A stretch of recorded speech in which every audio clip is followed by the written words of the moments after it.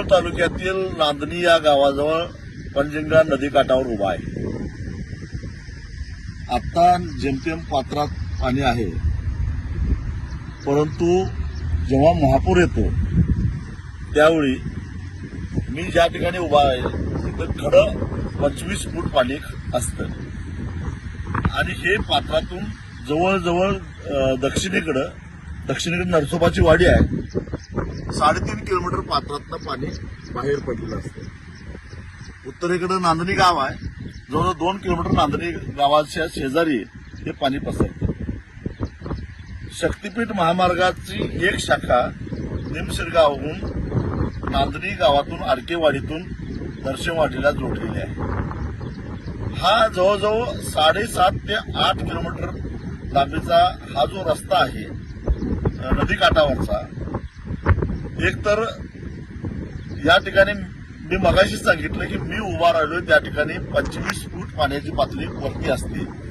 म्हणजे रस्ता करायचा झाला तर किमान 40 फुटाचा भरावा नदीच्या दक्षिणेकडं आणि उत्तरेकडं जवळजवळ 2.5 किलोमीटरचा भरावा करावा लागणार. आणि एवढा मोठा भरावा जर का नरसिंहवाडीला भाविकांनी जाता यावं म्हणून केला तर या पंचगंगा नदीच्या पात्रात बाहेर पडलेलं पाणी पुढे सरकणार कसं?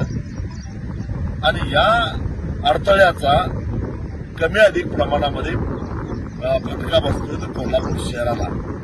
अशा अनेक ठिकाणी नदीच्या प्रवाहाला अडथळा ठरतील असे पूर, असे भराव या शक्तीपीठ महामार्गामध्ये दाखवलेले आहेत. देवेंद्रजी, विकासाला आमचा विरोध नाही. विकासाला आम्ही विरोध केला असता तर शिरोळ तालुका कोल्हापूर जिल्हा इतका पुढारलाच नसता. किंवा विरोधासाठी विरोध आम्ही करत नाही.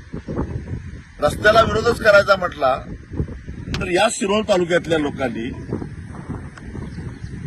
नागपूर रत्नागिरी जो महामार्ग आहे तो शिरोळ तालुक्यातून जो बायपास जातो त्याला जमीन द्यायला विरोध केला असता. ते शेतकरी जमीन द्यायला तयार आहेत. त्यांचं म्हणणं आहे फक्त 2013च्या कायद्याप्रमाणे त्याचा मोबदला द्या.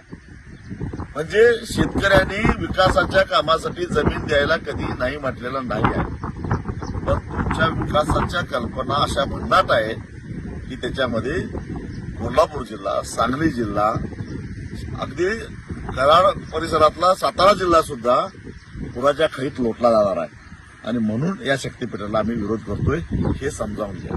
हा नियोजित निमशिरगावहून नरसिंहवाडीला जोडणारा हा रस्ता जर का शक्तीपीठाचा झाला तर 20,000 लोकसंख्या असणाऱ्या कोल्हापूर शहराला आणि 3 लाख लोकसंख्या असणाऱ्या इचलकरंजी शहराला मोठा फटका बसणार आहे. छोटी मोठी खेडी सोडूनच द्या, पण या 2 मोठ्या शहरांना, तिथल्या उद्योगधंद्यांना, कारण सरळ 2 महिन्यासाठी इचलकरंजी शहर आणि कुरुंदवाड शहर सोडून लोकांना जावं लागेल. इतका महापुराचा हा धोका मोठा आहे. कशासाठी लोकांच्या जीवनाशी खेळताय? याला फक्त शेतकऱ्यांचा विरोध आहे हे समजू नका. कारण महापुरामध्ये सगळ्यात जास्त त्रास कोणाला होतो माहितीये? गरीब माणसाला. कारण गरीब माणूसच नदीच्या काठाला किंवा जिथं पाणी येतंय तिथं जमीन स्वस्त मिळते म्हणून जागा घेऊन एखादं छोटंसं 1 मजली घर बांधतो आणि ते अख्खच्या अख्खं घर पाण्यात बुडतं. पैसेवाले मात्र 2ऱ्या 3ऱ्या मजल्यावर आपलं साहित्य ठेवतात, घराला कुलूप घालतात आणि 10-15 दिवस कुठं निघून जातात. ती संधी गरिबाला मिळत नाही.